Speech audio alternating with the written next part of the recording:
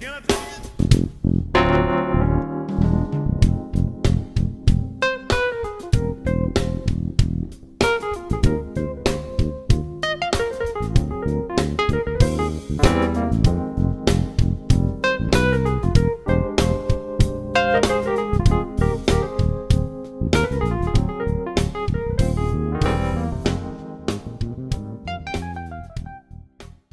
As a race, how it is important that our family, our educators, friends, we all uplift each other and stay on top of each other to make sure that we have all the resources that we need to succeed in the future.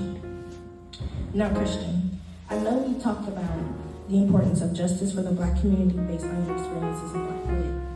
How do you see communal learning cultivating justice? So yes, as we all know, the Black Literary Society creates a space where Black students can come and learn about their own personal history, but also deepen their personal identity as Black scholars. And this program does it by having us read the book School Closed, having us write essays about Black historical figures, and also taking us on trips across the country to visit these important historical sites to African American educational history.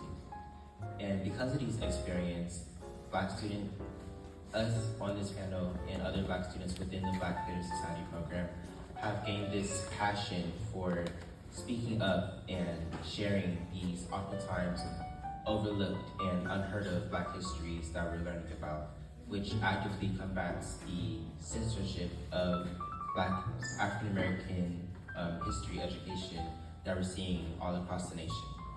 However, this pattern of community learning of Black students leading towards social justice is not something new that we're seeing within this one program, but something that we've seen throughout Black literary societies throughout history.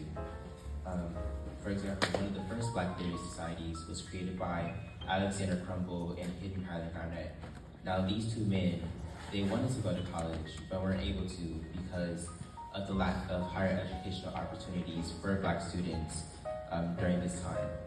And because of this, they created one of the first Black literary societies to educate themselves and other Black students within their community.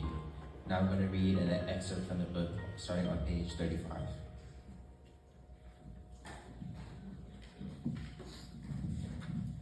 Consistent with broader trends in Northern Black education, Alexander Crumpell reported that no opportunities for higher education existed for him and his schoolmates until a group of Black men established a high school for colored youth in 1831.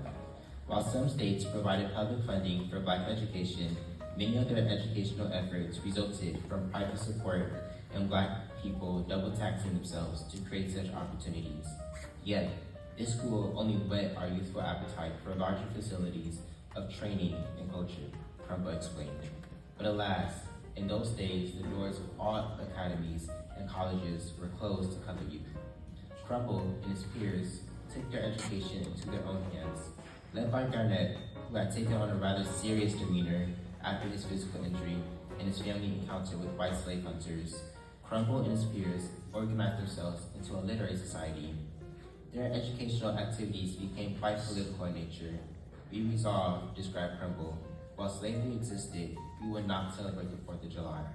For years, these teenage students gathered on the anniversary of the U.S. independence and devoted their time to planning schemes for freeing and upbuilding of our race.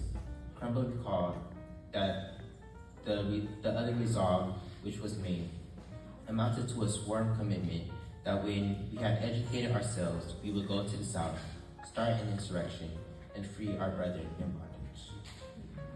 Now, we can see from this excerpt how initially these men created the Black Literary Society to educate themselves and other Black students within the community. However, through this community, they shared their passion for equality and social justice, which led to movements of abolition.